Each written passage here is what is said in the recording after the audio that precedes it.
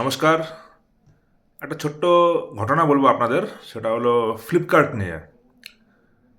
কিছুদিন আগে আমরা একটা রিকভারি করেছিলাম 1,11,000 টাকা। এক ভদ্রমহিলা, ওনার স্ক্যাম হয়েছিল 1,25,000 টাকা।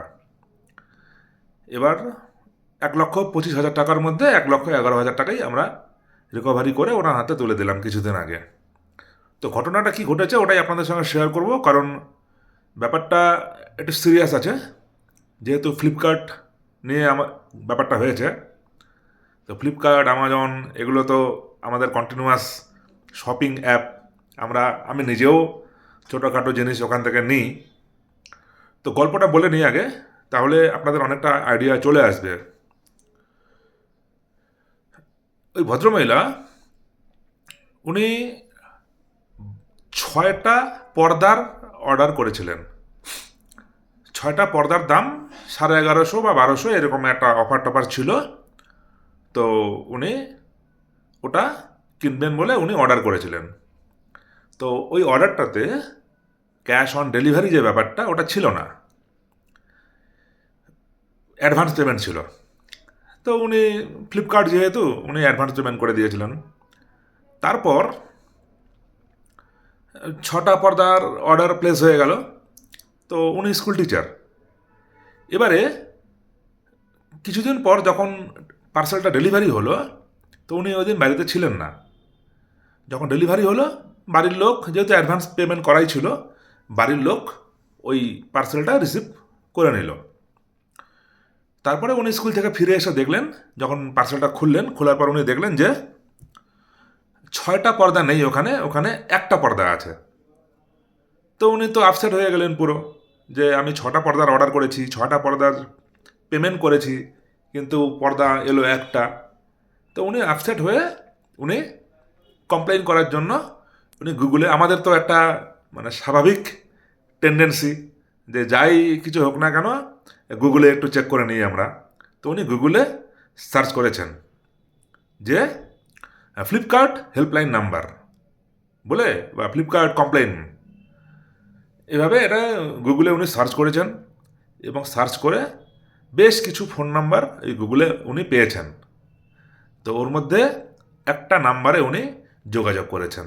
যোগাযোগ করে ওপাশ থেকে ফোন রিসিভ করেছে।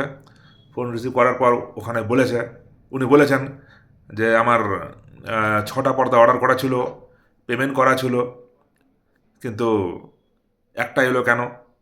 তো ওপাশে যারা ফোনটা রিসিভ করেছিল ওনারা বলছেন যে সরি ম্যাডাম, ভুল হয়েছে। হ্যাঁ, তো কোনো একটা কারণে গণ্ডগোল হয়েছে।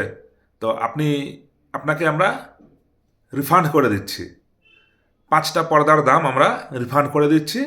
তো আপনি কিভাবে করেছেন পেমেন্টটা? তো উনি বলছেন যে আমি তো গুগল পেতে পে করেছি। তখন ওপাশ থেকে বলেছে যে তাহলে গুগল পেটা অন করুন, আমরা কিছু ডাইরেকশন দেবো, ওই ডাইরেকশনটা ফলো করবেন, তাহলে আমরা আপনার রিফান্ডটা করতে পারবো। ব্যাস, এখানেই হয়ে গেছে ভুল। ইনি গুগল পে অন করেছেন, ওপাশ থেকে যা যা বলেছে, ওটিপি অন রাখুন, ওটিপি শেয়ার করুন, এরকম কিছু কিছু ব্যাপার বলেছেন। ইনি তাই করেছেন। কিছুক্ষণ পর উনি দেখলেন যে ওনার অ্যাকাউন্ট থেকে 1,25,000 টাকা কেটে নিয়েছে। এবার সৌভাগ্যবশত ওনার ব্যাপারটা জানা ছিল।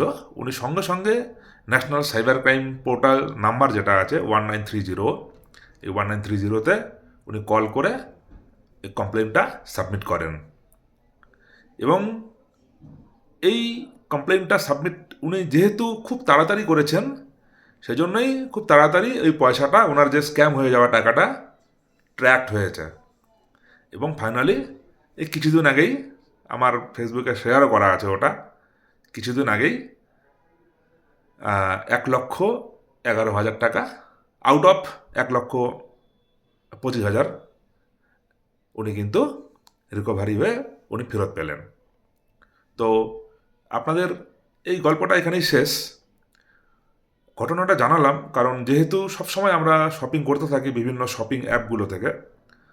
তো আপনাদের জন্য যে সাজেশান, চেষ্টা করবেন যে অ্যাডভান্স পেমেন্ট না করার।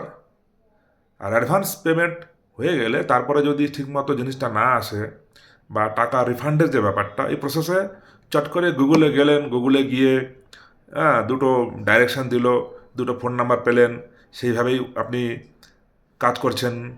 সেই ফোন নাম্বারে কল করলেন, কল করে ওরা যা বলছে সেই মতোই স্টেপগুলো আপনি ফলো করছেন, কাইন্ডলি কিন্তু এগুলো করা যাবে না। কারণ এখন মানুষ বাজারে কমে যাচ্ছে, বেশিরভাগই এই অ্যামাজন, ফ্লিপকার্ট, আরও বিভিন্ন শপিং সাইটগুলো আছে।